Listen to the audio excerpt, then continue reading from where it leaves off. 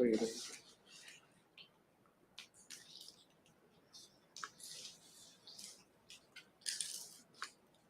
right, everybody, we are on and we are live.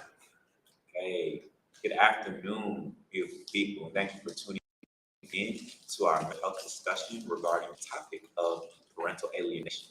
My name is Joseph Bosley. I'm one of the co-founders of the Men IQ, Men of High Integrity and Quality Network here in Nashville, Tennessee. And I want to just take a moment of acknowledgement here for some of the groups that came together to put this panel together. It's a really important topic that we know is actually under-addressed and under-recognized in our community. So the group locally, the Black Mental Health Alliance, founded by our very own technician and tech support, Mr. Benaias Zayas. I know we have the group Hood Medicine coming to us from, are they on the East Coast, Benaias? It's Hood Medicine is a nonprofit public health collective focused on health equity and reducing the impact of disinformation targeting Black, Indigenous people of color. That is correct. I also know we have the SITM Inc. I don't want to mess up the acronym. Is that stuck in the middle? Stuck in the middle. Whose mission is to help empower, strengthen, and improve children's mental health by providing professional education and other resources to the families. And last, certainly not least, we have a group, Benaias, I don't want to quote their name wrong. I know they also sponsored us on social media. Insight Counseling, or? Yeah, a counseling group. It's probably Insight Counseling. Is it Insight Counseling? And that's the group that one of our panelists, Monet, is a part of. Well, perfect. So those are our sponsors for today. Thank you to all our sponsors in making this panel possible across the nation, across the Southeast and East Coast region. And without further ado, I just want to open the floor for each of our panelists to introduce themselves and speak briefly on their background with this particular topic of parental alienation. So with that said, we're going to go to you, Monet. Okay, thank you. My name is Monet. I have a bachelor's from Alabama A&M, proud HBCU graduate. I have a master's from Lipscomb University, which is a Christian university. I am a clinical director at Insight Counseling Centers, and I am also a therapist there. So I have the experience as a clinical director to be able to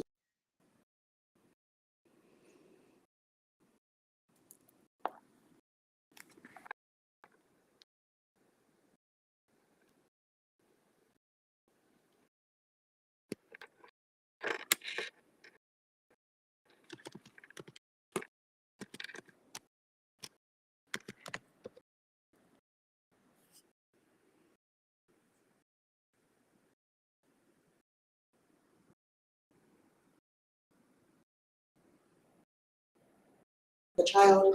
I am a therapist, obviously, who sees clients who are divorced, and I am a friend, and I have friends and community members who have had these experiences. So I have a little bit of input from each of those places. All you need from me? That's spot on. Thank you, Monet. Ms. Emily Moon. Hi, my name is Emily Boone, and I am a mental health therapist in Franklin, Tennessee, and I have a private practice. And I too divorced, and my parents were high conflict divorce. And from all of the pain that I went through as a child, I decided to get into this field and work individuals and families who are struggling with alienation and other high conflict issues. And I testify in courts and am Rule 706 family therapist and help families reunite, hopefully after alienation. And then I'm a mom, and I have my own experience with parental alienation, and my children lived with their dad and left when they were in 4th and 6th grade. So I know it personally, and then I know it professionally, and have dedicated my life to helping families overcome their pain. Thank you. Mr. Holmes? How you guys doing? My name is Bernard Holmes. I'm a father, brother, uncle, son, community member. I graduated from Fisk University. I work for Vanderbilt University Medical Center right now currently. That's the financial aid and coordinator for the Center of Allied Health. Community-wise, I work with several organizations, including Men's IQ. I also do a lot of work in nonprofit organizations, range from Unstoppable Hands, which is a nonprofit that focuses on delivering goods to underprivileged communities, especially like things like hygiene, soaps, underwear, things of that nature. Also work with a couple of churches, a lot of nonprofits in Nashville, Tennessee, especially on the north and south side. In terms of parental alienation, I'm actually currently dealing with something from the mother of my children. They no longer live with me right now. I'm in the process of obtaining them right now. And yeah, so this subject is near and dear to my heart. It's definitely something that's relevant in the Black community, especially in this community right here in South Nashville, North Nashville. We all know the trials and tribulations of alienation and how it can be detrimental to our youth. So I'm here to fight and talk about the subject and hopefully gain more knowledge to help you guys. Thank you, Mr. Holmes. And guys, I just want to confirm, we do have one more panelist that's joined us virtually. Is that April? Is April Payne online? Absolutely, and I will switch it to April now. Everyone, my name is April. I'm actually the co-founder as well of Stuck in the Middle. The mission has already been stated, so I won't repeat it. But first, I want to thank Ben for it's a very important discussion, very important topic. And to me, as growing, I was a victim of it as well, a divorced parent now. We haven't had any discussion or appealing, or that hasn't come up in my situation. Imagine just the way we are not co-parent, but just has. But on a personal note, I can speak as well as that we intend to organization and our parent, we move forward in our organizations that support our mission.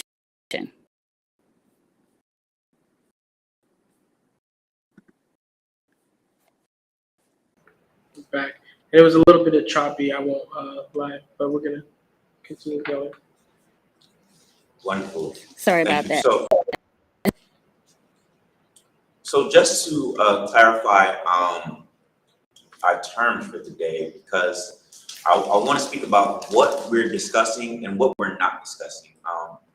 We know there can be a lot of challenges and issues within relationships, within co-parenting, and we're specifically not speaking about topics regarding sexual abuse, regarding any sexual misconduct, or even conduct between a parent that's not involved in that child's life because they chose to give them up at adoption. We're specifically talking about a situation with parental alienation where one parent may have access to their children, but due to proceedings with legal representatives, due to simple, or not even simple, but direct choice to avoid and remove that parent's interaction, the other parent has not been able to maintain a healthy relationship with their children.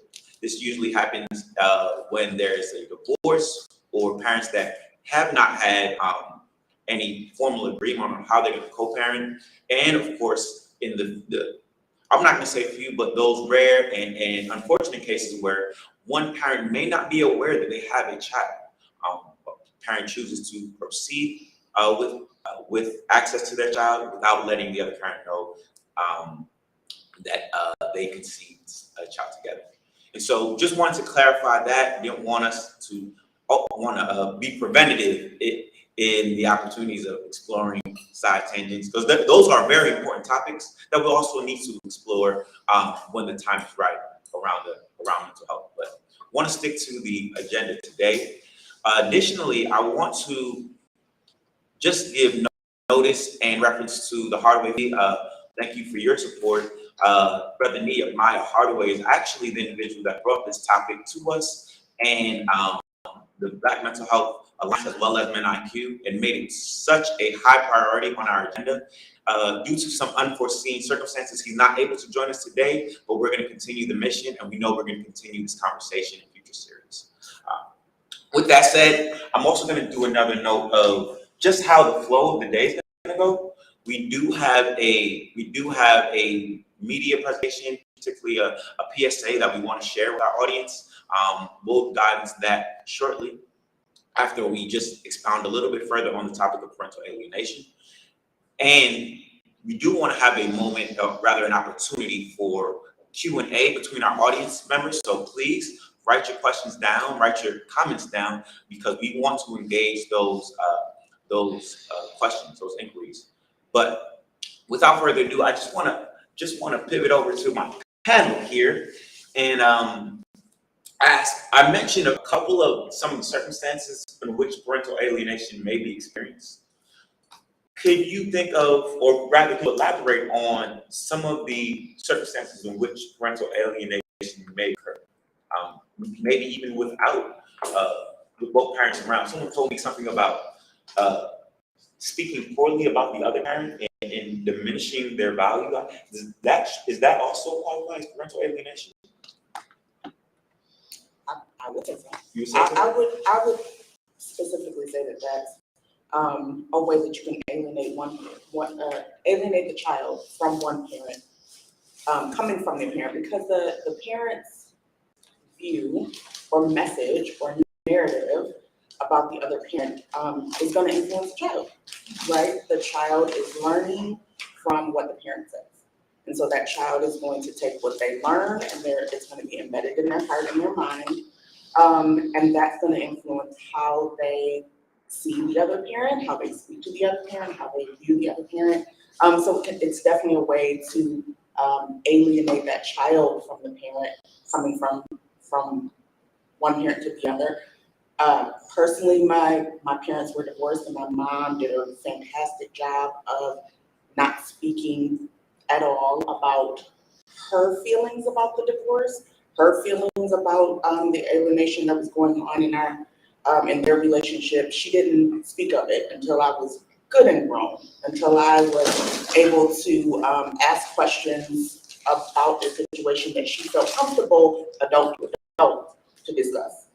And that was helpful. It allowed me to have my own relationship with my mother, to establish it and allow him to establish his relationship with me without having anything premeditated, any premeditated thoughts or feelings about him. I just knew what I knew directly from him. I'm not saying that to say that everything is great between my father and I, but I'm saying that it was authentic and didn't have an outside influence. So you would say, even though your parents were separated, the effectiveness of their co-parenting experience did not result in a parental alienation in your brain? It did not directly. I said kind of at the top when I was introducing myself that mine is a little left of the middle of the definition, and I meant by that my mom didn't alienate me from my dad or my dad from me, but my dad chose to alienate himself from me and chose to alienate himself from my brother, right? With my brother, it was at the end of their marriage. My mom got pregnant. My father was upset about that happening and didn't want her to keep the child, and she chose to keep the child. And so he chose to alienate himself from my brother, and he chose to alienate himself from our relationship. So, no, not directly as the definition states, but it was a choice that he made. Wow. Yeah. Wow. Thank you, Monet. No problem. Emily, April, do y'all have anything to add to the scope of parental alienation? So when there's a diagnosis for parental alienation, and we use a 5-factor model to diagnose parental alienation, and there's a great resource, pasg.org, in which Dr. Bill Burnett started, and Amy Baker. And those two really have offered so many resources to understand parental alienation.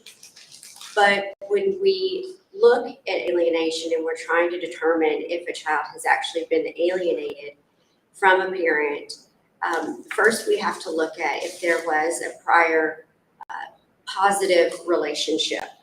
So if a child used to be close to a parent but is no longer, so that's the first factor. The second factor that we want to look at is there's no abuse or neglect. So there cannot be abuse or neglect because, as we know, when parents are married, children sometimes are close to their abusers. When they get divorced, now they've got the option. So if they choose not to be with a parent that was abusive or neglectful, that's not alienation. And that's a really important factor because neglect is the absence of care. So we know what abuse looks like, but sometimes we don't know what neglect looks like. So important factor. So the two factors so far, we have the absence of abuse and neglect, and then also we have where there was a prior positive relationship. So then the other thing we look at, the third factor, is that the child doesn't want to have anything to do with the parent, and they are now resistant. So we were once close and now we're not. Then the fourth factor is that we look at 8 characteristics of a child, their behavior. And this is kind of what Monet was talking about, I think. And additionally, then we've also got 5 characteristics of the alienator, the parent who alienates. Actually, I think you were talking about the parent. And so we've got children's behavior and then parents' behavior. You throw all that in, and if we have 4 out of the 5, then more than likely it's alienation. And then we have 3 levels. We have a mild and a moderate and a severe level of parental alienation. Wow, and you said the doctors, the specialists that actually organized this framework were Bill Burnett, and was it Amy Baker? Yes, Dr. Amy Baker and Dr. Bill Burnett, and you can find all kinds of resources on pasg.org, and I'll make sure that that's correct, but I'm pretty sure that is. They have a list of therapists who specialize in alienation. They have all kinds of research. Dr. Baker's book is on there. It's just a great place to go. And then also you can find all kinds of resources on YouTube. Dr. just gave a speech. So it's all over the place. But if you go to PASG, you will be able to find a lot of resources. Fantastic, thank you. I know we have April and Bernard still. Did y'all, was April ready to share on, expand on the scope of parental alienation? Yeah, I think she. Go right ahead, April. Thank you. I just wanted to add regarding the information that she was in. Well, let me believe that parent alienation from a parent, but it can come from a family member, friends that are close to and to the family as well. Particularly when I reflect back, I was growing up. Alienation came from my aunt and uncle. I was raised by neither my biological father. I wasn't in the at all at that particular. I was raised by my mother, basically my grandmother 5, and then I was forced by another family member by my who was only 17 less. But it was what Black family typically do, have the child, another family member, to avoid that did happen up to a certain, where the parent alien, the recollections, that is the associations outside of the well as inside the homes, discussions about, and there was the negative. I just want to say that it does come from the accident, but it can come from another, because but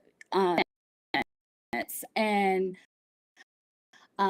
it caused me to create this picture of my mom, and not just the mom, but a negative picture of at that particular time at 4, and as the years went on, adolescence age, this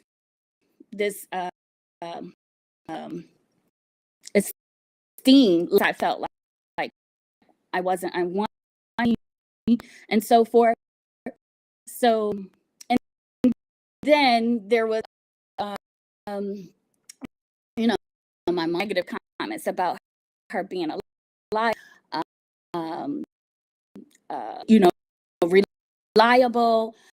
So I just felt like there was no so the parent alien come from the parent situation. The other parent wasn't there. It came from members and other friendly. I think that's all I had to say about them. Yeah, thank you.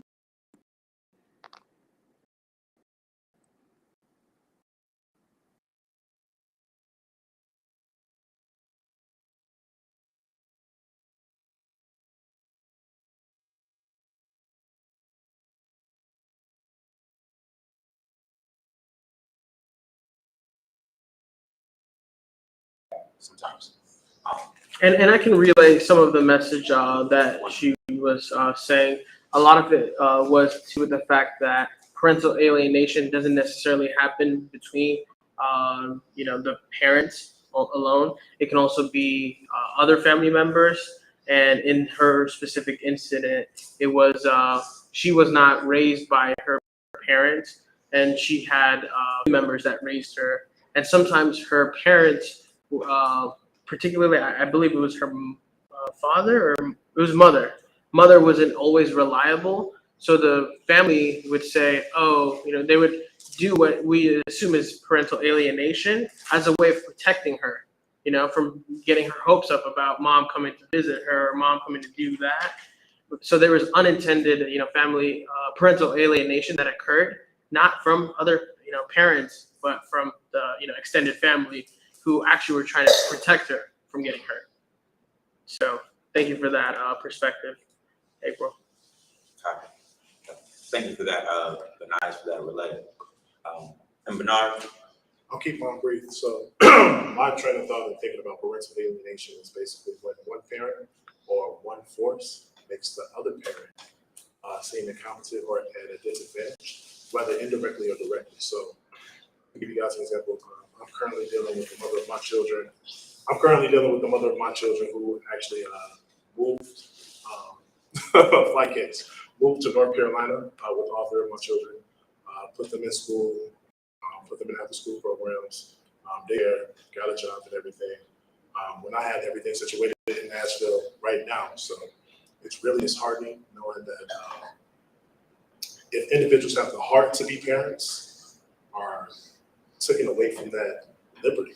Because, I would understand if a parent didn't want to be there, but if a parent is intentionally stopping somebody from building a relationship with their child, I think that's inhumane. So parental alienation is definitely near and dear to my heart. I love the fact that I'm learning more about it. I think Emily brought a great description of parental alienation and the 5 steps behind it. So yeah, that's what I'm experiencing, and that's how I identify parental alienation. Wow, thank you. Y'all said so much and really are instructing kind of the line of questions we're going to go through. Just to reiterate, we are going to have a Q&A. We have a number of questions that we're sharing online as well as in the room. For those in person, we have just discussion questions on the board. But before we dive into all of that, I do know we have a media presentation. Is that correct? Yeah. So let's switch on over. Let's take a quick break and take about, how long is that? 7 minutes, 8 minutes? 7 minutes. Perfect. I have a 7 minutes video, and we're gonna watch that and hear from some other testimonies around parental alienation.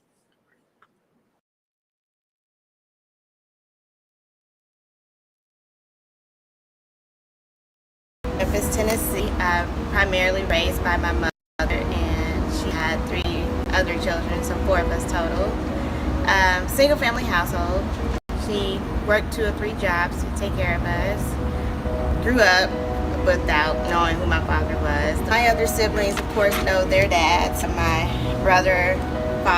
oldest brother's father lives in Memphis. He visits frequently when he's here or visiting in Memphis. And then my other 2 siblings, they know their father. And so it was a little bit disheartening growing up, especially being very little and not knowing why I didn't have a dad. And so that part of my life was very difficult, just being that, my siblings had father figures in their lives, people they can talk to, call.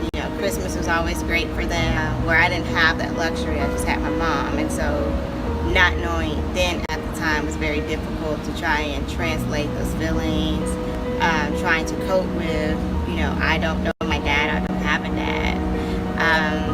I do remember at one point when I did ask the question, we were in a grocery store and I got popped in the mouth. And that was kind of like very shocking for me because I was never really truly disciplined physically as a child. But it was very alarming that you don't ask that question. And so growing up, it was very hard to ask her or ask my mom that question again until I became an adult. And at that time, my father was no longer living, we found out, and she still did not discuss it. So I think there's some history behind that. But I think when I honestly got into my late 20s and I just kind of reconciled that I'll never know this person, I'll never have an opportunity to get to know this part of my life, I've just kind of moved on from it, just with the knowledge that this door will probably never open again until I recently done the Ancestry.com DNA test.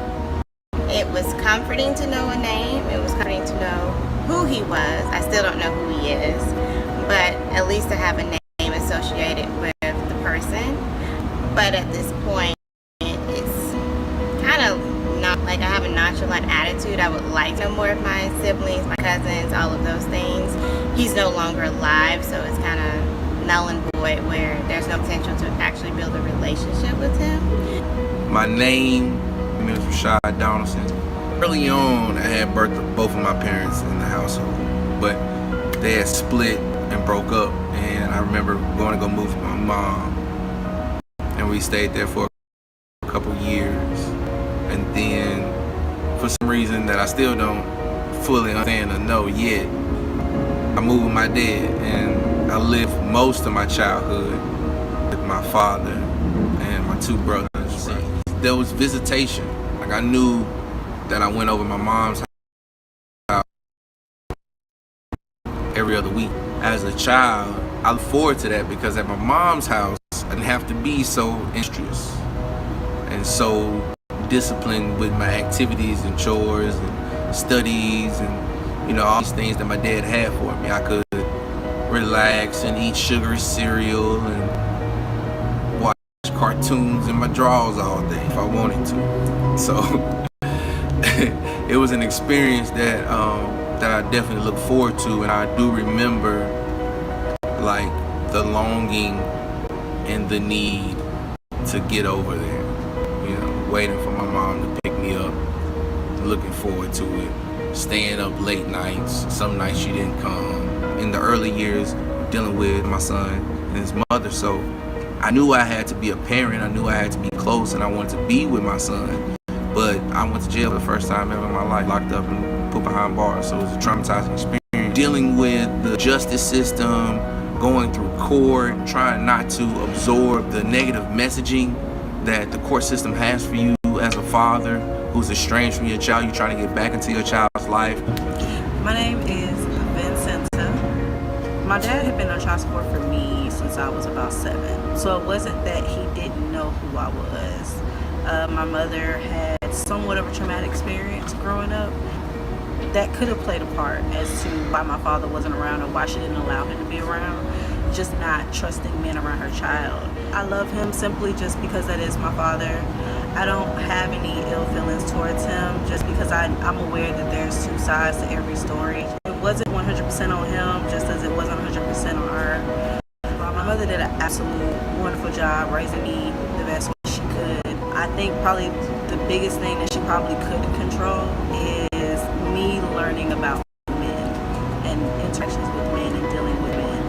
Anything that I've learned about men, whether it relates to relationships or dating, I learned from my peers.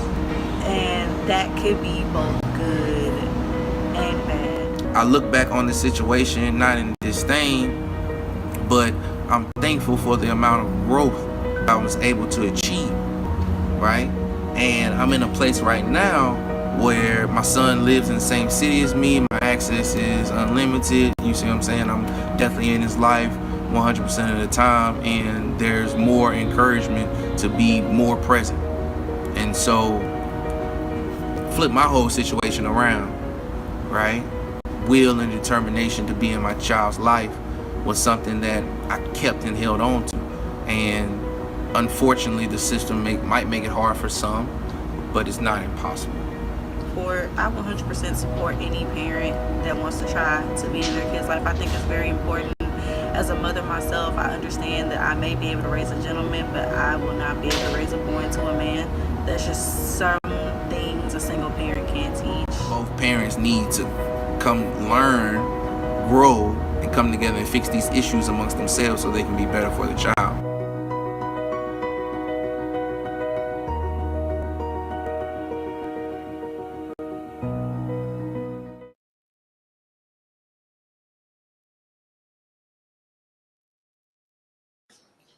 Wonderful. Thank you for that. That very informative presentation there. Nice. Can you just reiterate? I believe we're still accepting individuals that want to offer testimonials and speak on their experience around parental alienation. How can they get in touch with you or with the program to submit testimonials? Oh, I mean, if they want to, speak about their experience today, they can go right ahead. But for other times, they can get in touch with us. My email is info@bmhanashville.com. So you can reach out to us, and we'll definitely make sure we can connect with you and get your testimony. So email, set up testimonial interview at info@bmhanashville.com. Wow. So many testimonies today and a lot of questions to explore, a lot of thoughts to unpack. I really want to dive into the impact on children, the impact on the families. Do we find any maybe transgenerational impact with parental alienation? Because I hear a lot, this was my situation growing up. This was the household I was raised in, and this is what I'm navigating now. Can anybody speak to that? And I don't feel free to speak up. I don't want to police the panel. Well, for me, I mean, I know that I repeated the pattern. And what happens is that when we're children and we have traumatic events in our life, then it shapes us. The stress hormones shape our brain patterns, and we become accustomed to chaos. And so when we grow up, if we are not taught how to just sit and be still and make good decisions and live within parameters, then we just do what we know, and so we fall into chaos. And so I think it absolutely is a generational issue, because if we don't know different, we can't do different. So I do think that's why education is so important in all of this, so that we can learn how to be mature adults and live relationally with others instead of attracting the chaos and loving the edge. That makes sense. No, that makes perfect sense. I can piggyback off that a little bit. So my parents, they were together. They're still married. Everything wasn't peaches and creams always. There was some parental alienation in some sort of way, shape, or form, because they didn't know how to deal with their aggression the proper way. So my father would sometimes be upset with my mother, and he would belittle her in front of me and my younger brother.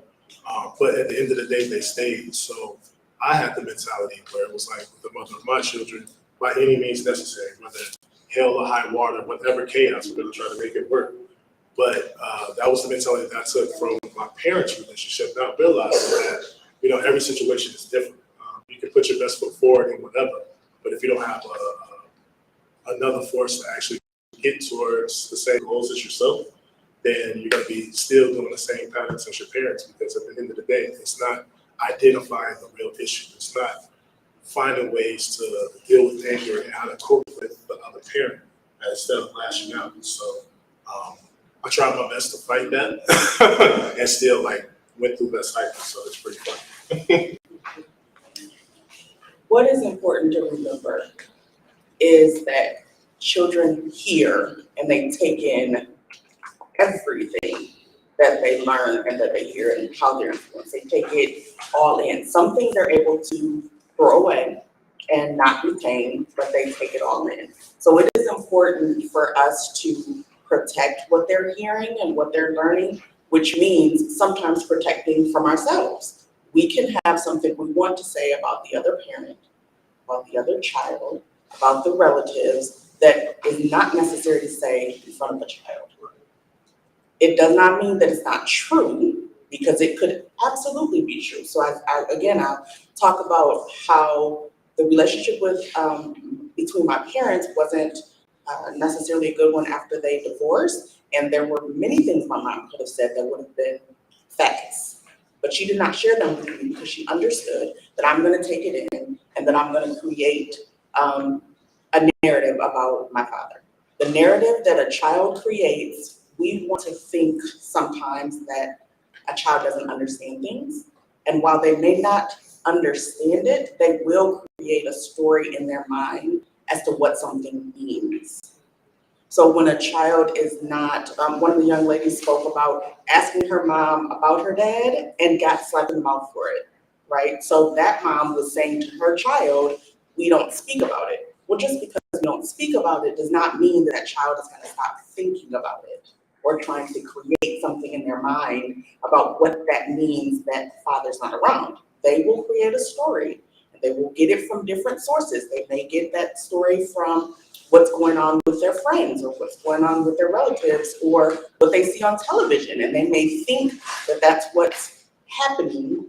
And until they hear a different narrative, until they hear something different, this is what they're going to create. So it's just very, very important that we help shape the narrative of our children. when we're talking about the generational part of it, so as a therapist, I have a tool that I use called a genogram.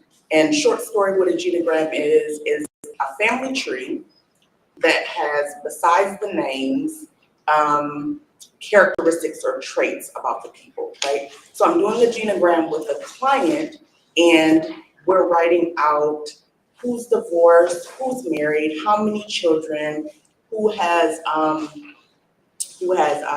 addictions, things like that about the different family members, 3 generations above.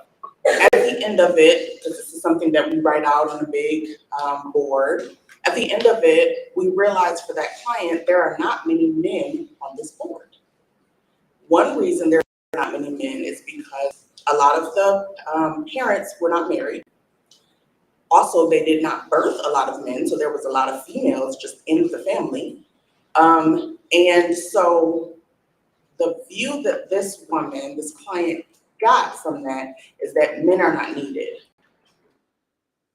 So generationally, if that woman is going by what happened in the generation, I can parent my child without a man.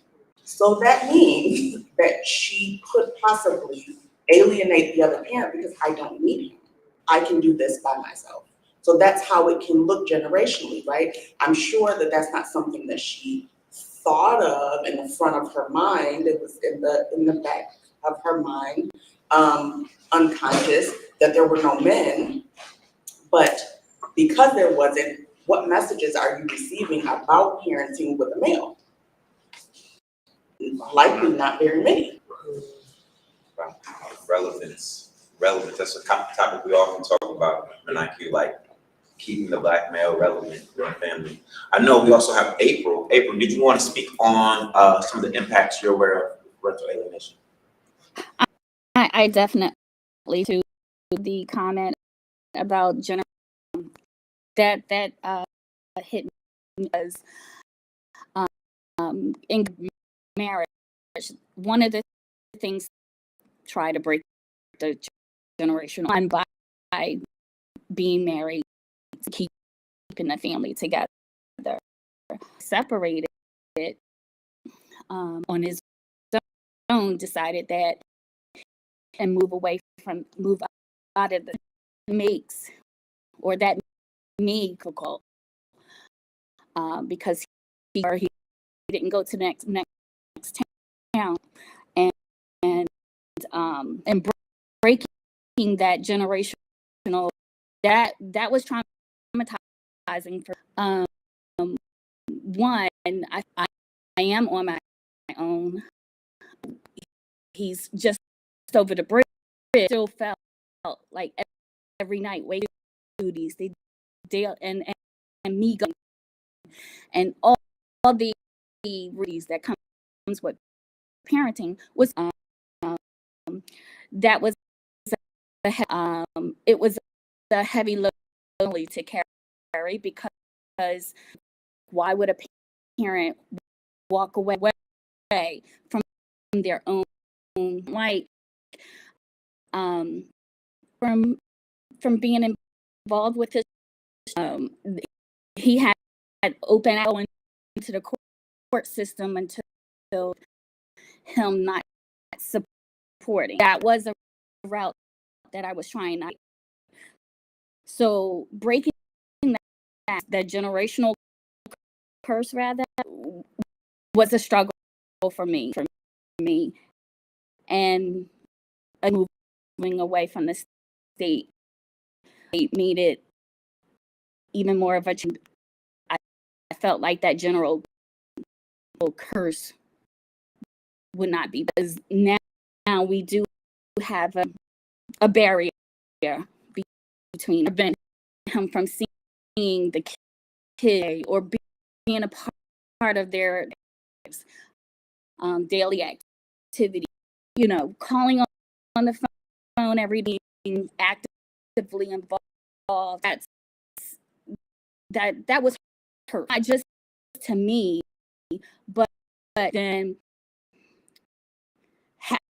why does daddy live and why isn't he taking me to? And so forth. So it's one thing I just done, the children, the parent that's some of those questions, consideration with that. Wanted to comment, mentioned regarding making that claim as a woman when we say we don't can absolutely that statement, good statement, but it wasn't need him to raise children, and providing their, and I mean food, shelter, the activities, activities. I felt like I struggled. Absolutely, it's not something intentionally that I wore, that I wanted, but it was my mind, like I am that failure. I'm not good. So when I wasn't like, it's just that I need to have absolutely anything that I've had with two, but with I wanted to disturb that for them, that lifestyle, but in itself, just because they do need the male person and a daughter, so my be involved in her the advice. She's going on the prom, and okay, interaction with her dad. I just got to remember me that well, so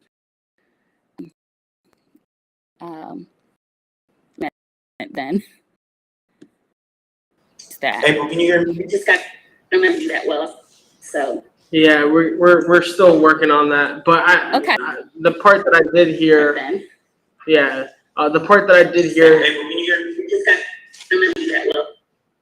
So the part that I did hear, and I want to reiterate, is you tried, really hard to make sure that the generational curse within your own family that you could do something to prevent it.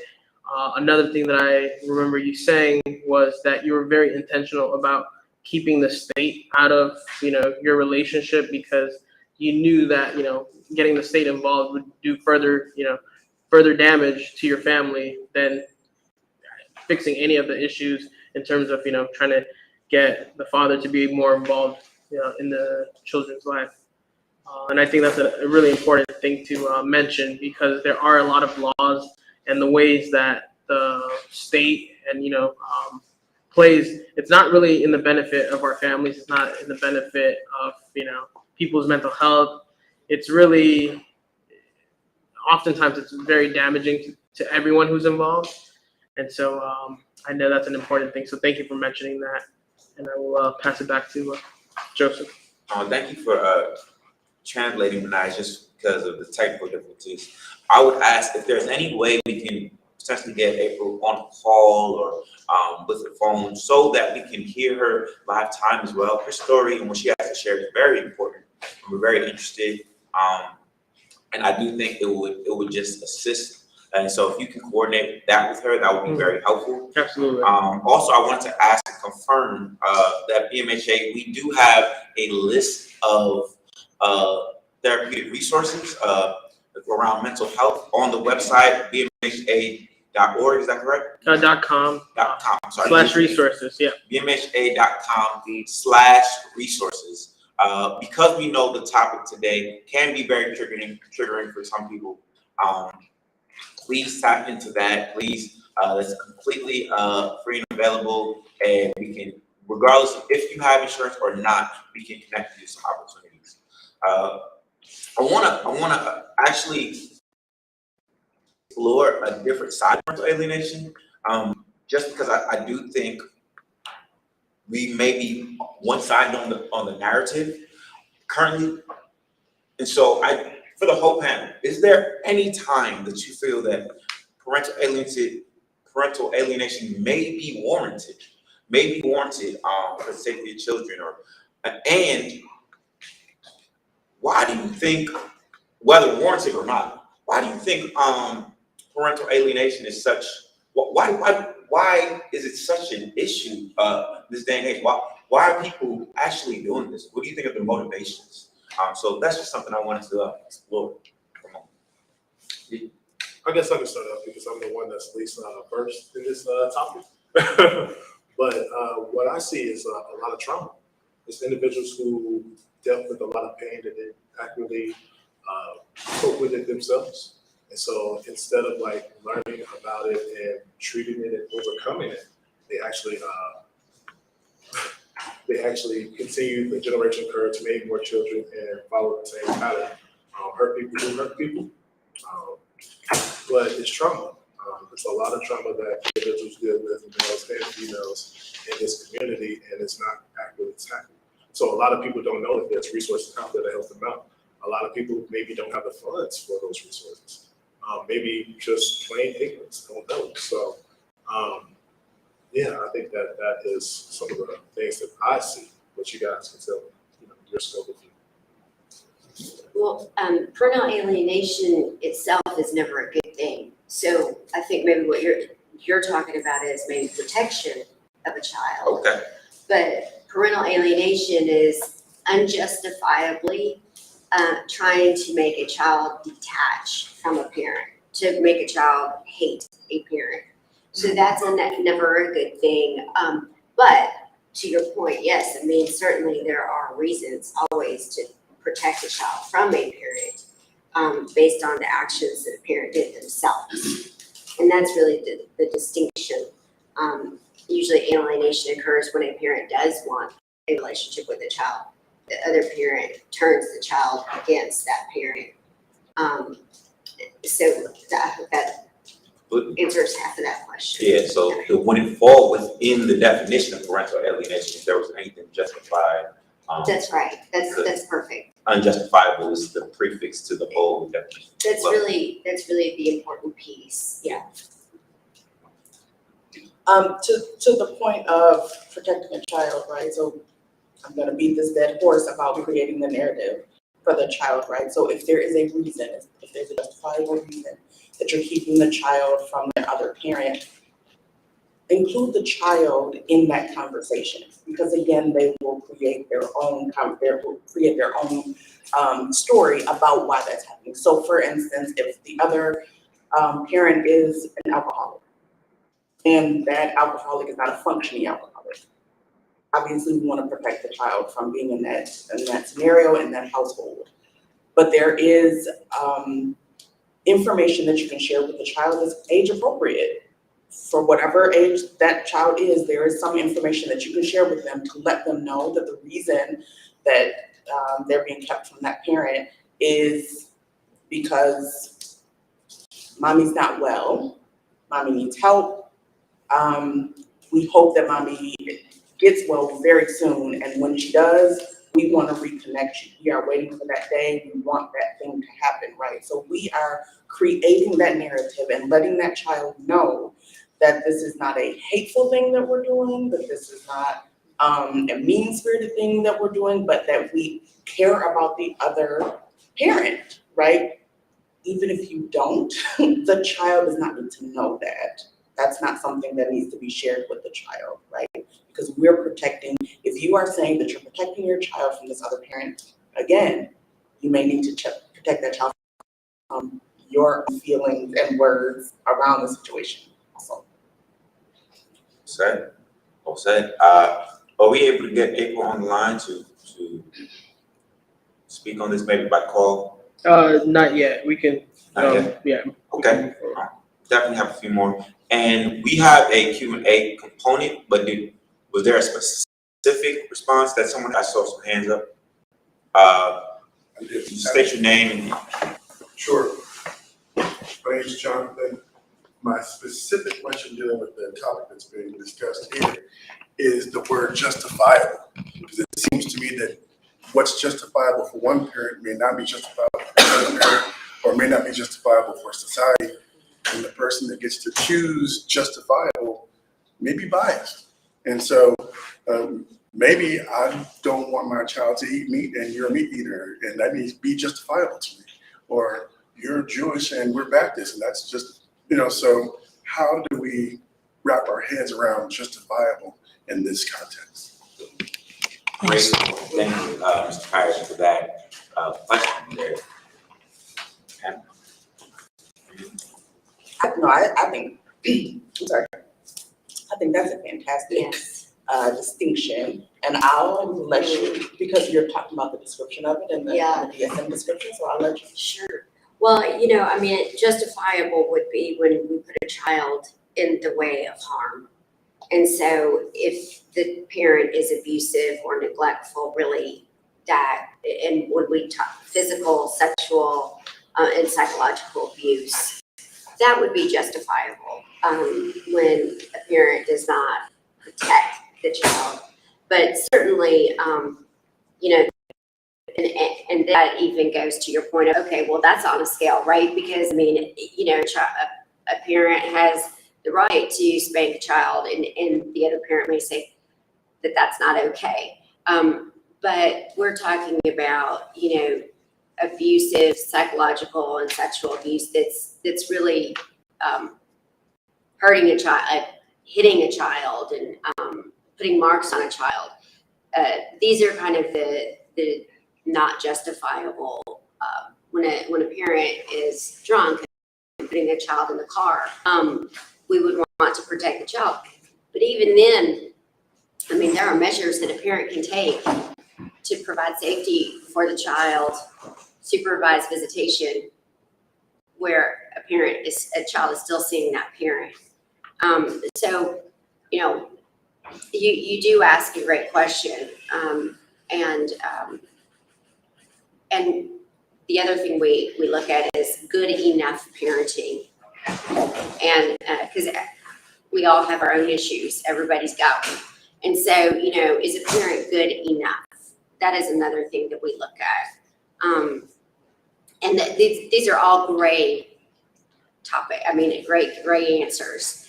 But once you start, popping in some of the formulas of parental alienation and the characteristics that go on, we can start to get a diagnosis and see what's, if it's justifiable or not. I don't know if that answers your question, though.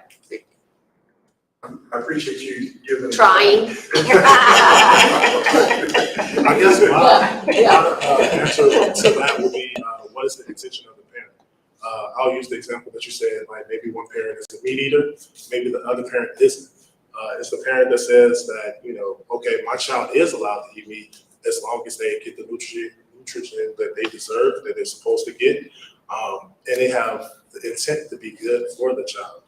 But it's good to have a working relationship with the other parent early to identify those issues so you can eliminate some issues like that in the future. But unfortunately, in the time and age that we live in, sometimes that's over the parent's head all the time. So that is an extremely question. But in all honesty, it's all dependent on what's the intent of the child. If it's for the betterment and improve the child, I think that the parents can talk about that and develop a solution together. If not, parental alienation, like we said, that's the whole whole part of this, the whole topic of this conversation. So just the intent for the parent. Okay. Now, I think what I took away from what was said is that justifiable removal has a clear, without a shadow of a doubt, symptom of danger. Like there's danger. This is dangerous. Sexual misconduct of a child, that's dangerous. Immediate removal. This parent is impaired most of the time, whether it's driving or just coming home to be abusive. That is clear danger. And so I appreciate that question, Mr. Parrish. And we understand that we may not exhaust that topic there, but we will carry on and revisit as needed. This is a question that I have to ask because I know so many brothers, some of which can't even come here today, struggling with parental alienation. I remember even one of the testimonies we heard in the media presentation spoke about her father not really, he knew she was there and he made attempts to get involved, but I guess she said the letter they sent to get him back in the, it was never delivered. It was never delivered.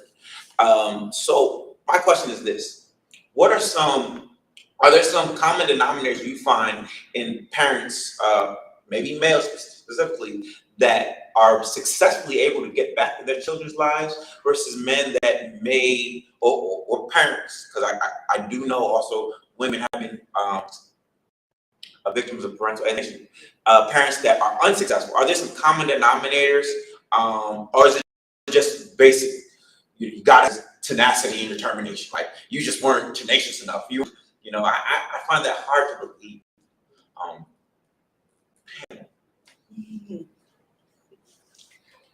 Co-parenting is a choice. Yes.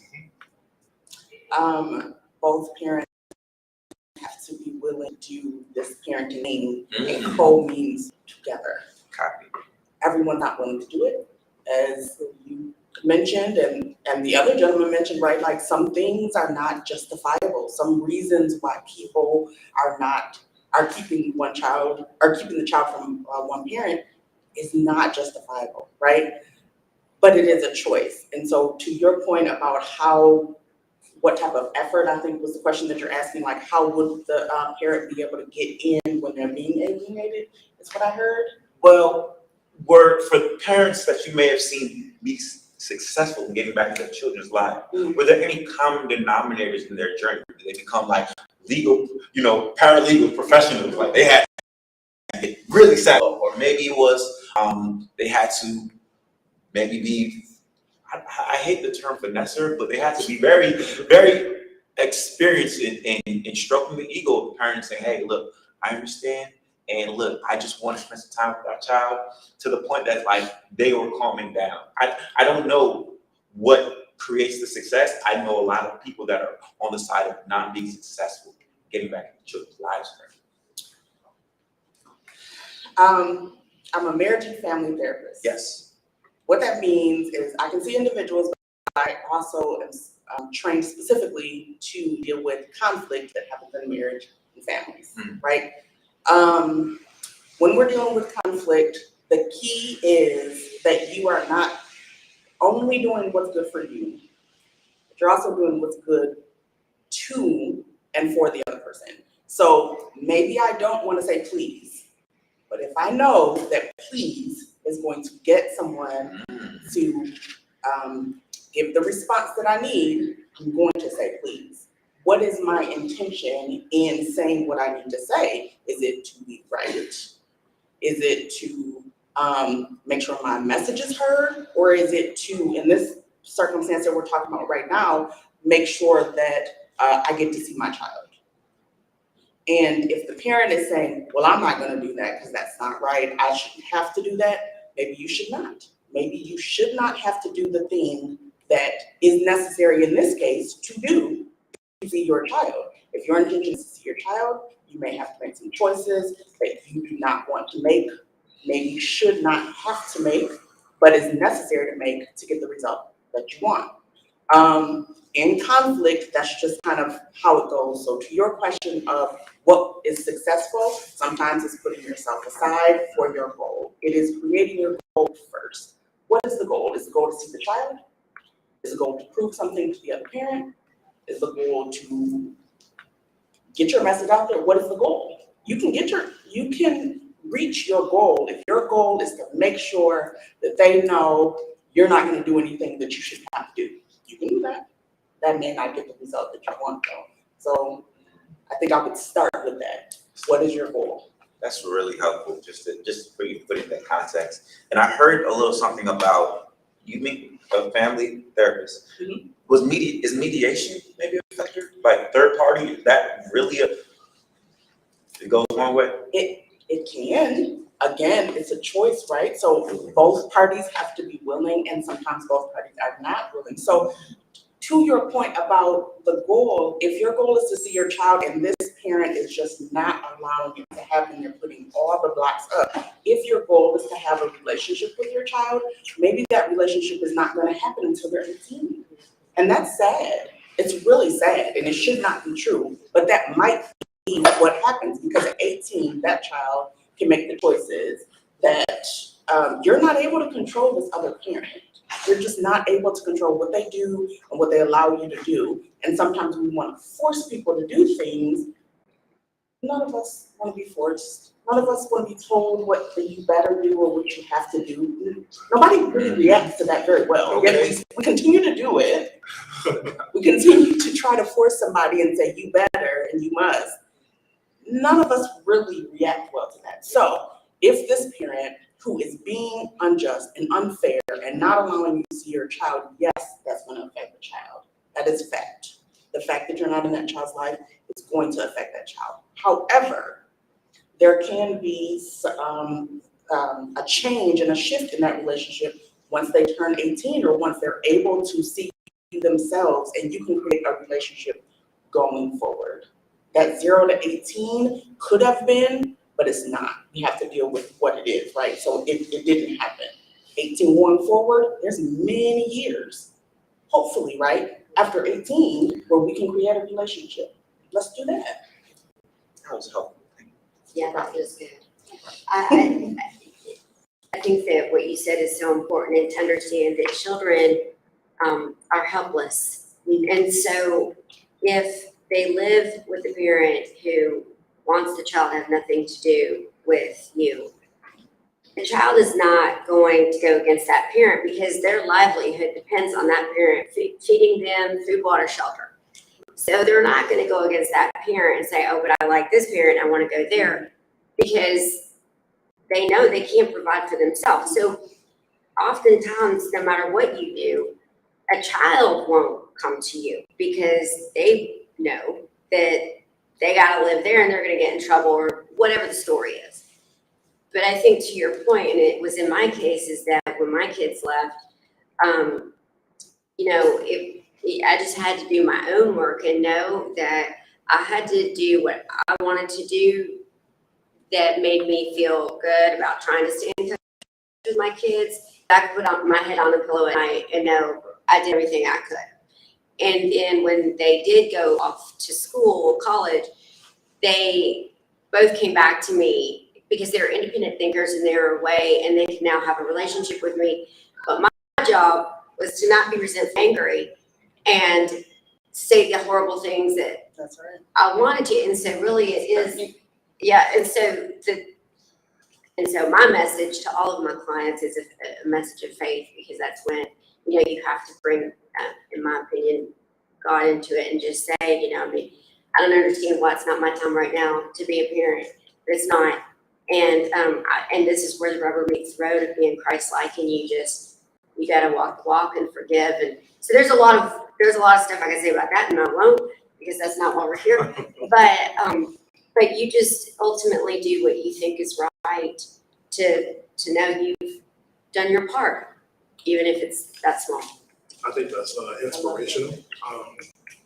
I'm sorry, I think that's inspirational. I can tell you from the scope of being a Black man, it's difficult. It's extremely difficult, because not only are you you're fighting for your children against the person that you had a relationship that you were intimate with. But it's also disheartening because of the disconnect between the judicial system and Black males. We don't have trust and faith that they will do right by us. For example, when I was in Hammond, Indiana, living with the mother of my children and my it was a situation where the mother of my children was belligerent, and the cops were called. And because the home was under her name, I thought that the cops would be under, on my side, because she was being belligerent, disrespecting the children, the neighbors, and the police came up to me and said, literally, I kid you not, we are in a mother state. The mother of your children can be a crackhead. We will be inclined to give the kids to them. I was like, really? I go to work every day, support my children, make sure that they're fed, clothed. I tell them affirmations all the time, lifting up to love, kings and queens in the making. And you're telling me that this woman who's showing ill intent for my children and herself and me, that she has access to my kids, really put me to a dark space. I know individuals right now who are in sunken spaces because they don't have relationships with the mother of their kids, not because they don't want to be there, it's because that they were, like I said, parental alienation. They don't feel comfortable going to courts about this. It was inspirational, and the reason that I'm here right now is because of Brother Nehemiah has been fighting this case for 7 years and representing himself. So I thought that was extremely incredible. And I was like, wow, you have the strength to do it on your own. Like, to fight, like, don't have a lawyer to represent yourself, but you're still fighting this case? That's crazy. So what is my excuse? So things like that can be inspirational to our community because it's needed. Thank you for that. And I'm gonna use this moment to let April chime in. April, I'm gonna put you on speaker. Okay, can you guys hear me? Yes, we can. Can I be heard? Yes, you can. You're muted, Benaya, so she can't hear you say yes. Yes, you can hear us. Yes. Okay, great. Okay, sorry about that. So, yeah, first of all, Bernard, I just want to commend you. I want to apologize that you have to experience this parent alienation because, one, we just have entirely too many Black fathers that are not involved in your children's life for absolutely no justifiable reason other than just bitterness. So I apologize on behalf of Black women, and I commend you also for continuing the fight to be a part of your children's life. Emily, I commend you for taking the high road, but as a parent, I just feel like, and as a victim of parent alienation, one of the things that I encountered was wondering why my mother did not fight for me. Why did she not fight to come see me? I know what I heard. I know what was said. I know what I saw from my lens as a child.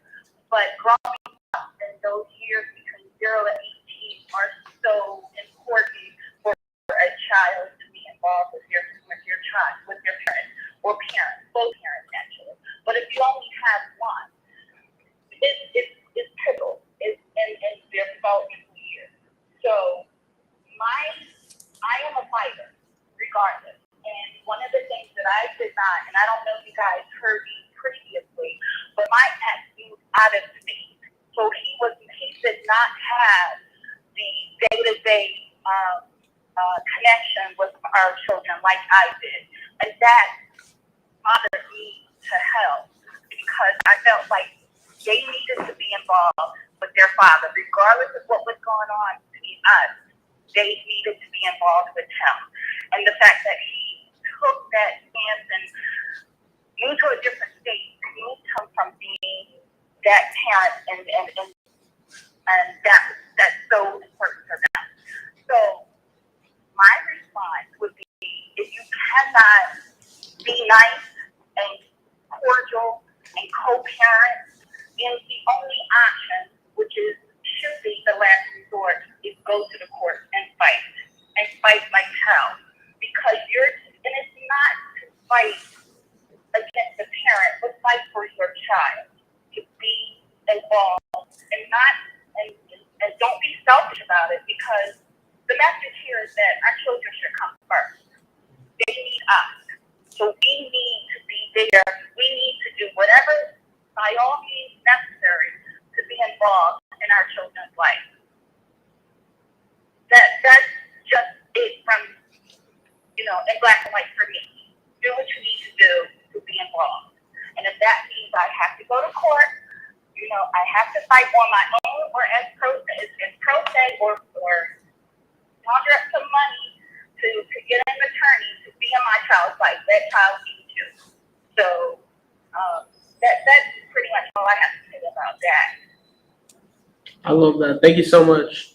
And thank you so much for sharing that. And you guys heard it. Do whatever you got to do to be in your child's life. exhaust all resources, and if it has to go to the courts, she said she didn't want to go to the courts, but if it gets to that point, you gotta exhaust your resources, because ultimately we're trying to make sure that the children are being taken care of, that they're well, and that they're raised well, and their developmental milestones are met, and they're not traumatized because of these kinds of experiences that they're having to encounter due to family members not being able to deal with some of these issues at home.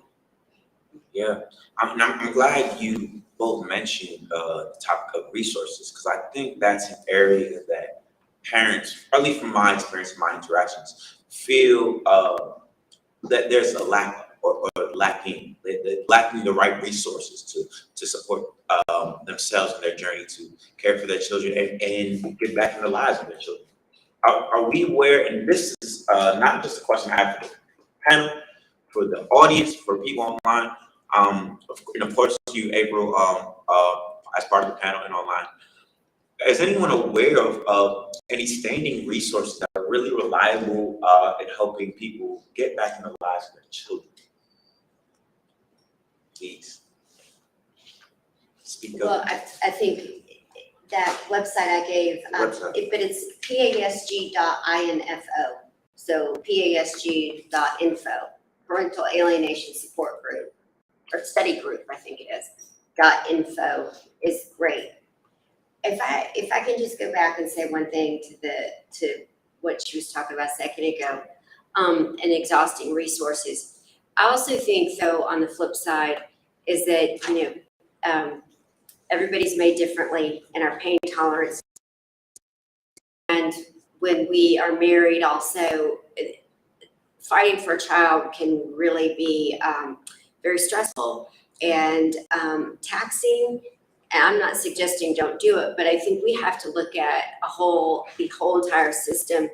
And another thing I want to say really quick is that what is the most loving and kind thing we can do for our kids? Because when we see that we're in more pain for our kids, fighting for them, sometimes then we have to let them go, if that makes sense. So, Yeah. The trauma. the trauma of fighting. Traumatizing. Yeah, I mean, from my son, when he was in 4th grade and got an ulcer from the stress, and he started going hot, and I'm like, you know what? I love you enough to let you go. I mean, it killed me, but I couldn't do it to him anymore. So, I mean, I think that you have to kind of look at that as well. This is so difficult. It's such a complex topic we're talking about. Yeah.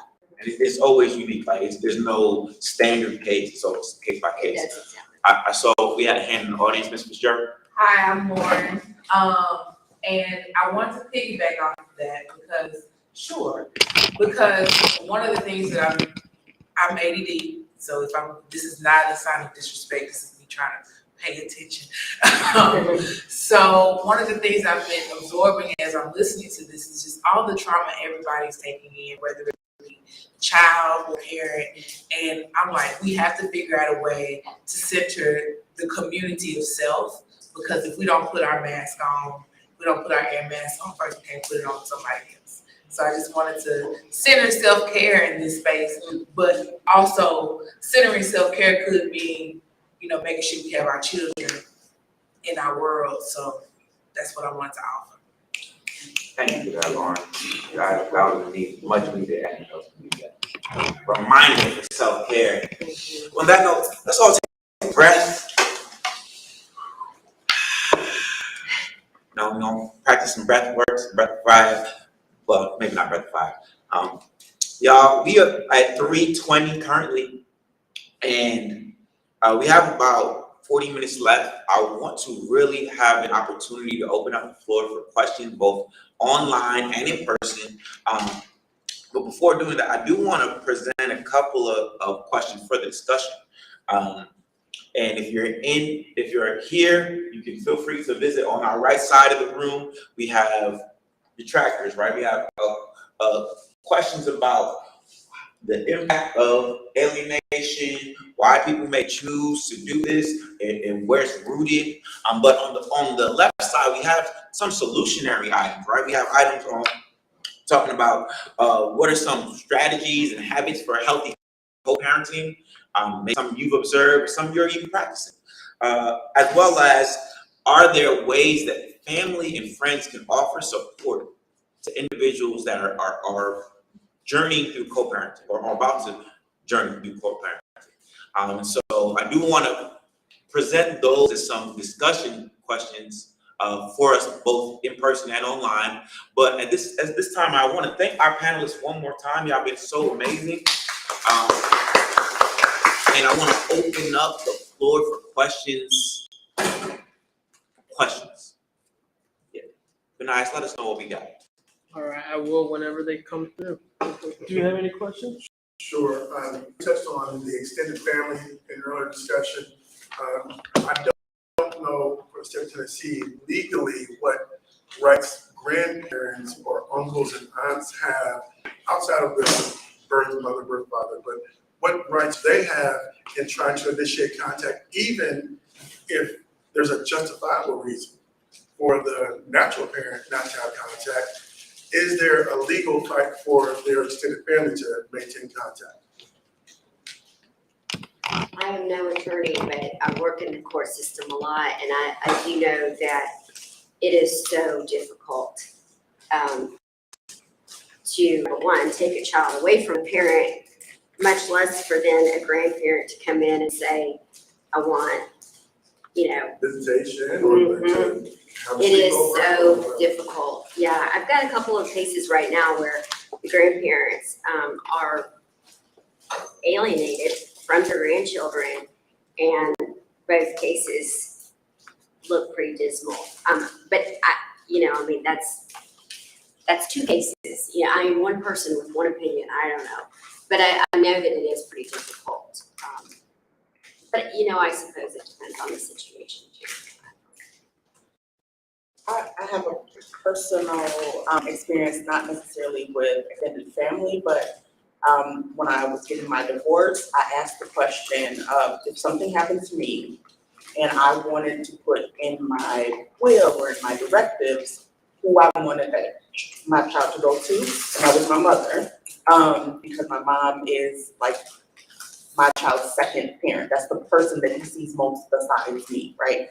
If I wanted my child to go to them, is that possible? The court told me, basically no, that I could put that in there and I could suggest it, but that they have the ability to decide where my child goes. The court has the authority to say, and most times it's going to be with the other parent. So, and I want to preface this by saying my child's father is not a horrible parent. That's not what was happening at that time. We won't go into details. So it wasn't me saying I don't want him with his father, but in my situation, it was better for him to be with. We'll consider it, but we're going to look at can the child go with the father because that's the parent. And I actually have a question now that we bring that topic up, because of family support, because I want to bring that in the context of support for parents who may be going through divorce, and especially in the African American community. We know a lot of people are very religious, and the church is a big source of support. But when it comes to divorce, right, there's no one to provide that support because it's so frowned upon that the community that you thought you once had when you're dealing with something like divorce, they're nowhere to be found. So has that been an issue? And how can we get these organizations like churches and the network of support that we have in there to provide whatever kind of accommodations or resources to mitigate the impact that it's going to have on the children? Just like I asked for how these additional groups you think should offer support. Because or like if people want to share like personal experience with the church or friend groups that not providing support because they didn't necessarily agree with the divorce, and kind of bringing that to how can we get support when we're going through these kinds of issues that other people might not co-sign, but that doesn't mean we still don't need help, right? So who do we run to if the church is all we got, and now the church is turning their back on us? I can tell you personally, if it wasn't for some of my personal close friends from Fisk University and supporting family members on my side of the family, I would be a broken man right now. So I thank God for them. But I think resources are limited, or they're not on the ballot. Because if I would have known that there was somebody who could assist me with fighting this battle, I would have did that a long time ago. But I was under the impression that I was in this battle by myself. So, yeah, and I think that a lot of people share the same thoughts that I had. So how do you combat that? What support group is out there? Like, I'm asking you. Two things for me. One reason why I want to support the Black Mental Health Alliance of Nashville so much is because I feel like we should have a place, a resource for us to know where to go for different things. So I love this question. I love that we're trying to do this, and I don't have the answer as to exactly where to go, but I want that to be true, that yes, in the Black community, our religion, our church family, our spirituality is probably our first resource. And to your point, it is frowned upon in most churches to have, most religions to have, to get a divorce.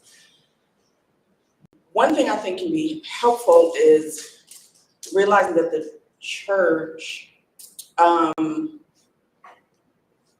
realizing that we can look at the church not as one whole organization, right? The church could mean so many different things, right? My church may frown upon it, but maybe another one does not. One religion may, and maybe another one does not. And even within my church, maybe the pastor frowns upon it, but the first lady does not, right? So understanding that we may have a resource that we're not looking for because we make the assumption that this organization, this church, this person is not going to support us when it may not be true. There's a online support group called Parental Alienation -Anonymous. So it mimics the Alcoholics Anonymous or Narcotics Anonymous. So you can get on that online, but then also if you Google, which I just did to get that support group, Parental Alienation online support, there's a whole ton of information that pops up. So Professor Google always is our. And as you're telling me, I'm putting them on our ticker so people who are watching our videos can check them in real time. So thank you for that. That leads me to an additional question. Oh, you know what? It's not my turn to ask questions. And I wanted to just jump in and say if April has something to say, want to give her the floor for a moment. To feedback on what Monet, one moment. What Monet had stated.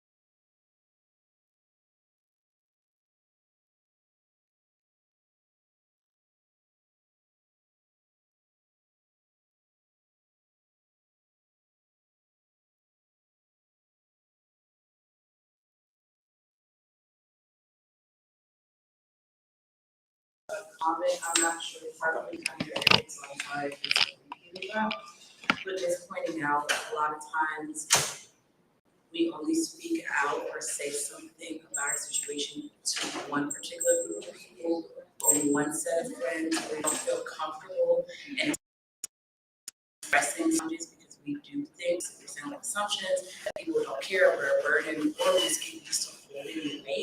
I do think that having just experienced different variations of the side of this coin is like, I've experienced the most support when I actually have said I really needed help, or this is what's going on.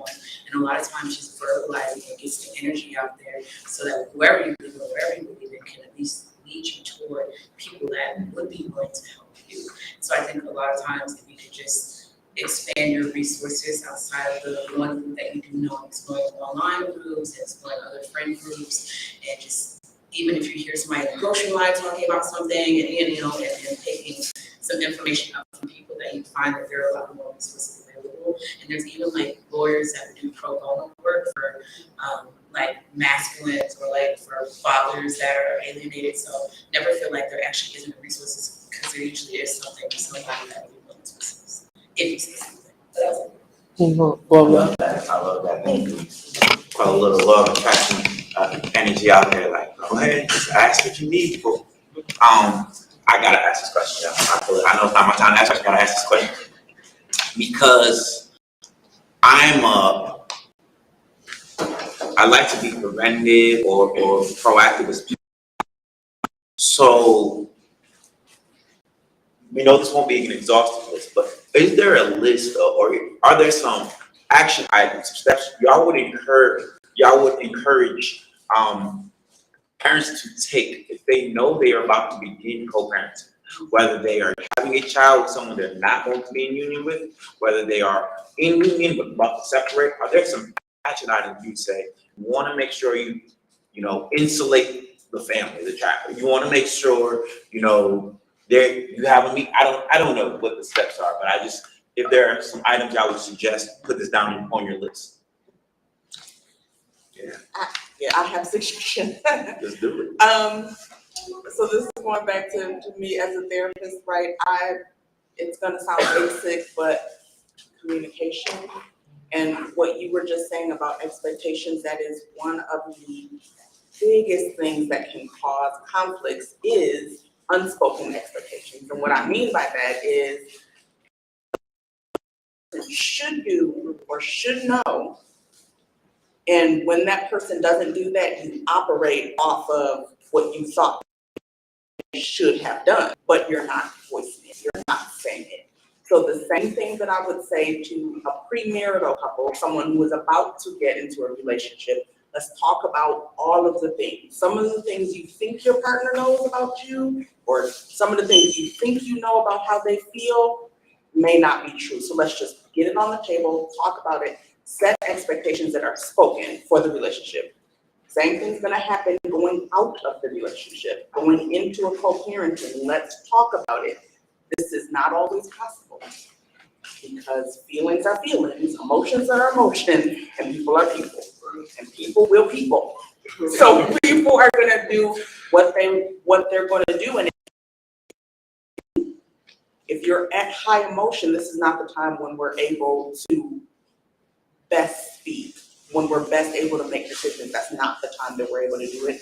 And it's always emotional, whether the split is wanted or not, whether I asked for the divorce or not, whether I asked for the relationship to end or not, it's always emotional. So that's not an easy time to have these conversations. So I want to preface it with that. It's not always easy to have conversations, but it is necessary. Just talk about the expectations. Okay, what does this look like? What are you looking for? What do you need from me? What do we want for our child? These are just kind of some of the questions that we're asking, right? Like what are you looking for? Are we looking for equal time? Is that what you want? Or is it okay with you that I have the child all the way through the week and you have them on the weekends? Is that okay? Because I may be expecting that you want 50-50 and maybe you don't.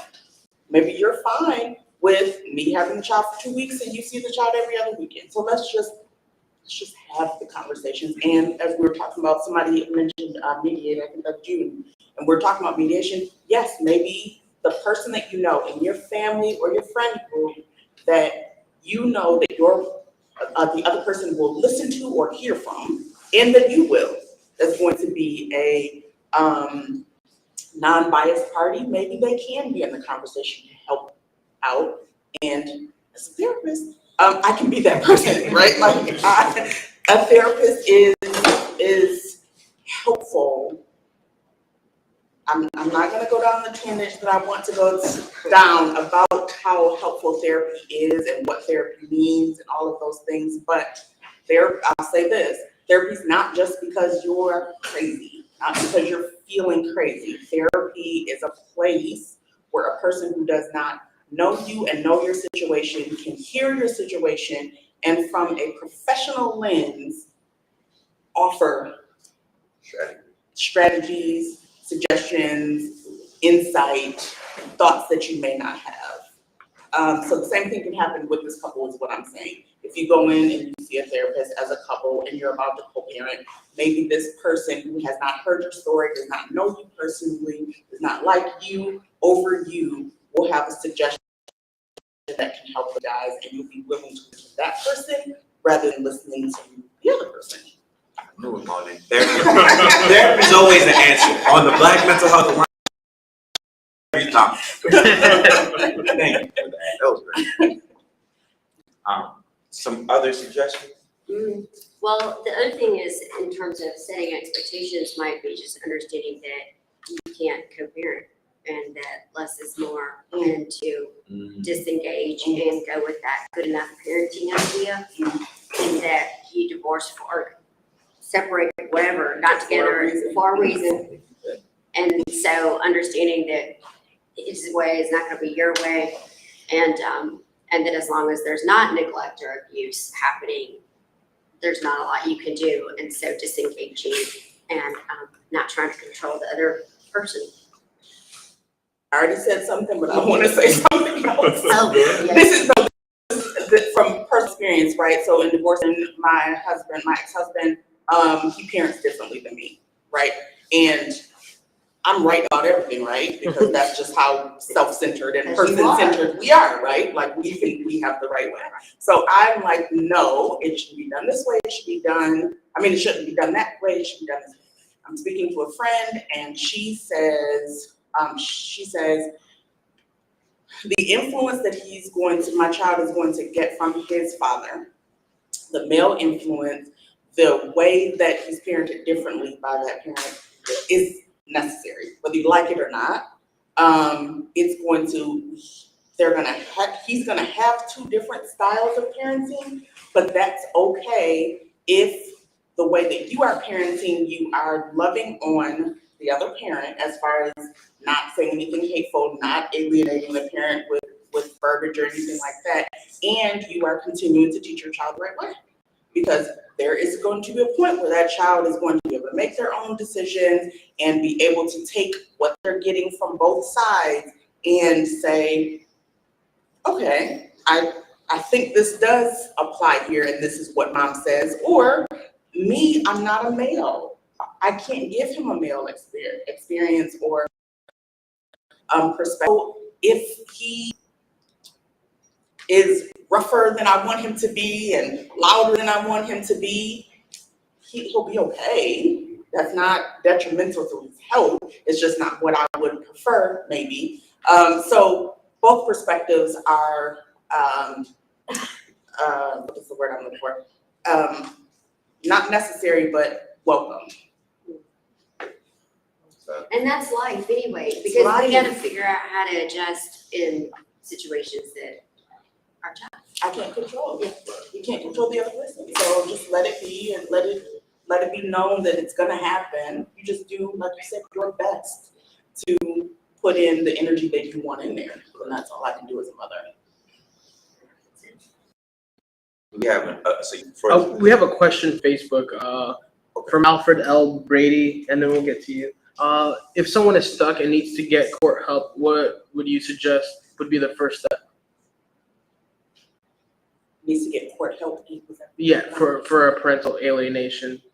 And Alfred, if I'm not getting your question correctly, feel free to add on. But if they need help, getting resources, help with court, where would they start? The website I gave, Parental Alienation Study Group, that has a list of therapists around the country that are able to help.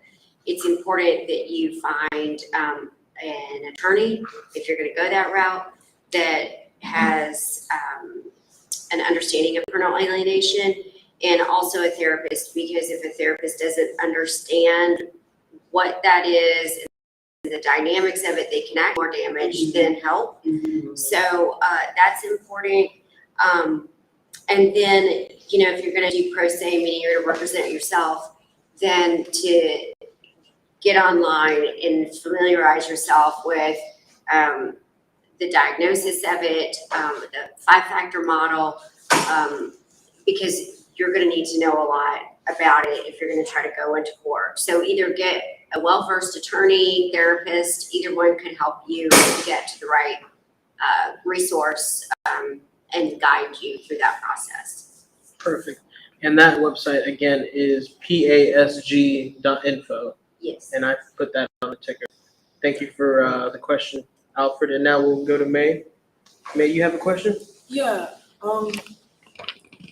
so basically I was wondering about, like, in terms of parental alienation, or just in terms of not having another one of the parents around, whether that person chooses to alienate themselves from you, how does that like manifest in your adulthood? Like what are some examples of the long-term effects in terms of attachment style or something like that? Hey, you've been doing some homework. Yeah, I'm trying to be a social worker. Future social worker. So I think it's very vital because you learn from your parents. Like, you see and you idolize the people who raised you, and you form opinions based upon their beliefs and their styles. So that indirectly or directly impacts the relationship that you have, whether you know it or not. I'll tell you, like I told you earlier, my parents have been together for 37 years. Hasn't always been peaches and creams. It's been fights, it's been headaches, heartaches, but it's been a lot of good. And so I was taught, like, hey, I'm here for my significant other. But that can be detrimental because, like I said earlier, if the person doesn't have the same goals and aspirations as you, and you guys aren't equally yoked, it can be a bad situation. So because you already have these pre-notions that you're supposed to be here regardless, it can negatively impact your life because you have this notion, but the person who you're supposed to be engaged with doesn't, and it impacts not only your decision-making ability, how you see you overthink sometimes about the other person's intentions, and it can be really, really devastating without understanding the trauma that you already went through because of your beliefs, your parents, or the beliefs of the people across you. So it does impact who you are. Well, I answered that. I know I was all over the place.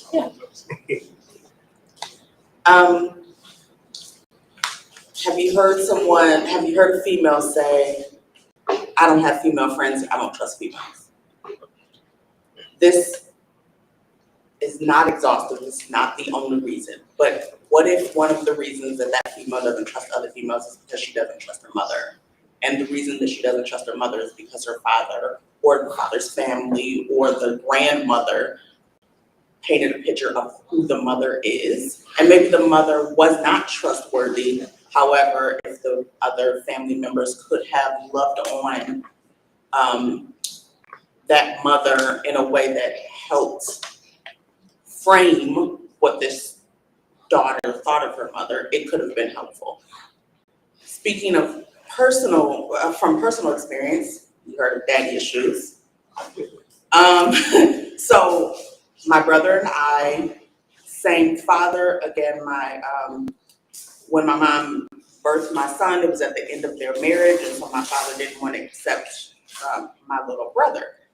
I noticed, this is through therapy and through life and being the age that I am, that both of us, not having our father as active as he could have been in our life, needed or wanted a lot of attention from your partner, right?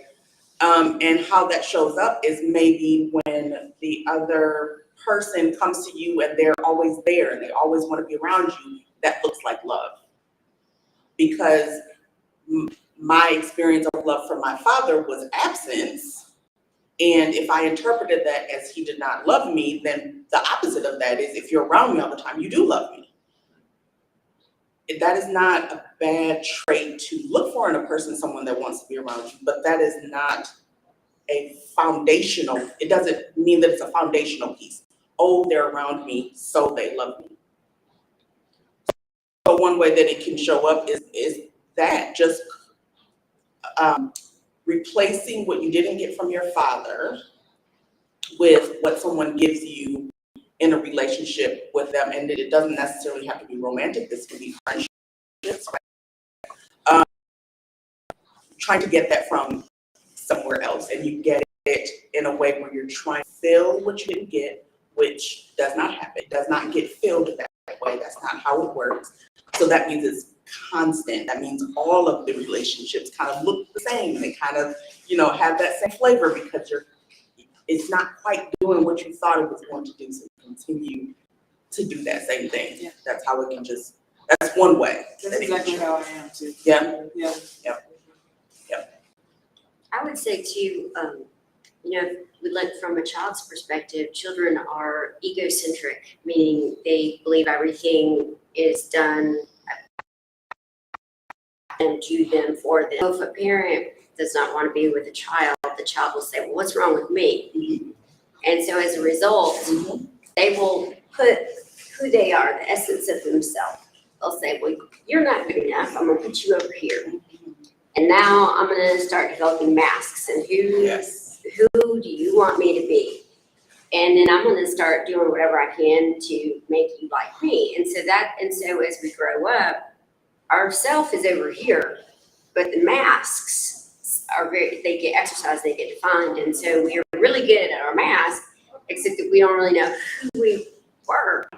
And so we always end up kind of with this emptiness, which is kind of what you're talking about, because we're not connected. We're connected to a faith, a mask, but we're not connected to ourselves. And so the idea is to get connected back to yourself. And that's hard. I remember when I started my journey, because I didn't know who I was. All I knew is that I liked my couch and I liked a scented candle. And that's all I knew about myself. And and as a result of being empty, I tried to fill myself up with all kinds of stuff. And so, again, I won't get on my tangent about faith, but and we fill ourselves up with the real thing. But anyway, but so then, and as a result of all that, the attachment style, there's a great book called Attached, and it talks about anxious attachments and avoidance. And then there's disorganized, which is hopefully none of us have that. And then there's just kind of this normal attachment. So you might look at that as well, attachment styles. But I actually ended up, because of the masking thing, I'm pretty sure that I developed a personality disorder because of that. Sure. Well, you probably had a lot of childhood trauma to begin, right? Because a lot of the research now is that personality disorders are really as a result of childhood trauma, and yes, genetics as well, but childhood trauma can create dissociative personality disorder, and certainly borderline personality disorder, narcissistic. So yeah, it's great that you know that about yourself, though. Very self-aware. Right, because then you can do something, as much as you can. Yeah. And for the people in the room or online who don't know what we're talking about when we say attachment styles, just a quick reference about when you're a child, you attach to your caretakers a certain way. There's a way that you attach, and we want a secure attachment. We want a child to both be okay with you leaving the room and to want to see you when you're in the room, right? We want an equal balance of how someone is attached to their caretaker. I say caretaker because it's not necessarily the parent. It's not always the parent, right, that you're attaching to. But when we don't have that, we attach different ways. So think of a person who says one thing of what they want you to do or how they want you to love, and then they do another. It's not a secure way that they're attached, so they're asking for something that they're not giving, or they're asking for something that they're not showing, or or when you give it, it's not enough. I'm not getting into the technical terms and the technical ways, but just the basics of it is we want to be secure. And so when we don't securely attach as a young person, as a baby, as a child, it shows up when you grow up. And if you've ever been around a person who, if I'm in a relationship with you and I'm calling you, where are you? Are you coming back? Are you gonna be home soon? Or where are you going? Who are you with? Right? Because maybe I'm not attached very well. I'm not securely attached, so I'm thinking that you're always gonna leave me. My attachment is that I'm not securely attached, so I'm always wondering, am I going to be left? And that could have happened because of some trauma that happened in my childhood where I was left, where I was not able to securely attach to the caregivers around me. Wow. Yeah. Crash course on attachment styles. Very needed. That book, Attached, you said, Emily? Who's that by? Doctor somebody? Somebody. We can find that. This has been a phenomenal panel. We are down to our last 10 minutes, so I'm not sure if we have any, I'm not sure that we can really dive into any additional questions, but I would like to, offer some closing remarks to our panel. Want to share something? But nice, we want to shoot me over, make sure I don't want to miss any acknowledgments here. Yeah, I got you. I'll send that now. And one last question, and it's around wrapping up, is what are you taking from this talk, and how are you going to change the way you approach your family or your practice? Is that for the audience? It could be for the audience, but for the panelists in terms of, as well. What are you taking away from this talk? Hey, we haven't heard from April in a while. Is April still with us? Absolutely. Hey, April. How you been, love? I'm here. I'm listening. I was trying to chime in, but I guess you didn't see my message, but that's okay. No, we hear you loud and clear now, April. We have a final question. I think that's for the whole panelists. I think it coincides with the closing remarks, right? So, what are you taking, and how are you going to proceed from this panel and this talk today? You guys hear me? Yes, ma'am. Yes, ma'am. Yes, we can hear you. Okay. So wow, there was a lot of good stuff said. The personal story just caused me to do some more reflection, and just in the way how I handle things as a parent, to make sure that my interactions with my children. Do I need to, just asking myself, do I need to pivot on some of the things that, I need to change on, and how my children continue to interact with their dad as well as interact with me, because they're around me most of the time. So I am their biggest influence. So I need to make sure that my childhood trauma does not, come into our home, and I need to become more aware of how that has impacted me as a parent, and again, how they interact with their father. So that's first and foremost. I think one of my takeaways is to make sure that I have that clear understanding, and for my children, and then also for their mental health as well. And again, it's important for us to try and curb this generational curses by changing the way that and learning and changing the way that we respond to how we parent. I did want to say that communication is really important when co-parenting, and so that we're not alienating the other parent during the co-parenting process. And I know what's been effective for me is, as it was shared with me before, that you have to take the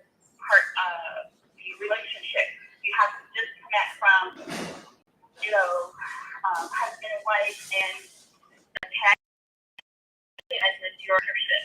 And really deal with that as a business partnership. So if communicating via phone or in person is not working for you, then use other sources like texting or emailing so that you're communicating exactly what you need, direct, short, brief, and just keep the common goals in the forefront, which is, supposed to be for your children. That's my takeaway, and that's the last advice that I would like to provide when co-parenting, so that you aren't excluding the other parent. Wonderful. Thank you, April. We heard you loud and clear. Thank you so much. And I'm just going to encourage us to backtrack. So we started with Monet and we went to April. So if we can go same way back. Okay.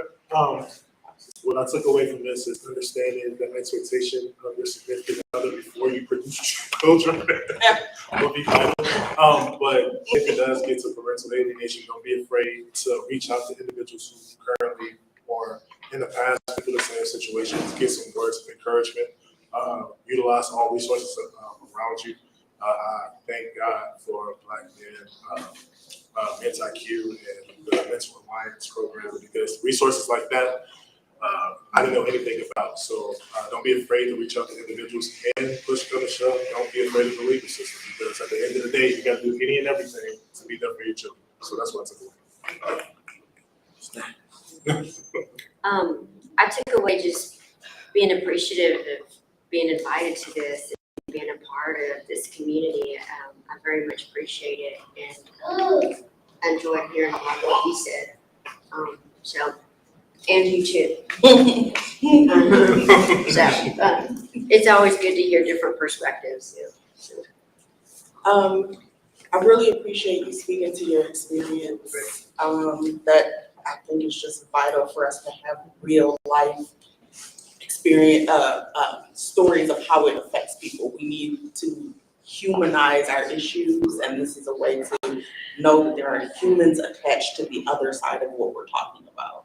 And April, because I really, really appreciate just coming back with how it has been for you, April, and how, what your experience has been like, both as a child of and a parent of in both of those situations. Again, back to the humanization, because, as a professional, I'm speaking on the lens of how we want it to look and the best ways and the best practices and, how to do it, but it doesn't always turn out that way. And I very much appreciate hearing how it does look and being reminded that there are humans behind these theories and thoughts and Thank you, everyone who is in attendance, and thank you so much to our panel, both from your personal experience and your professional experience. This was a very fruitful panel. Our groups, I wanted to just note Black Mental Health Alliance, of course, our foremost sponsor, Hood Medicine, Stuck in the Middle, and of course, MenIQ, the MenIQ Network. These beautiful people, hope everyone has a wonderful weekend, and we'll be back hopefully before the end of this year with another talk on this topic. Thank you so much.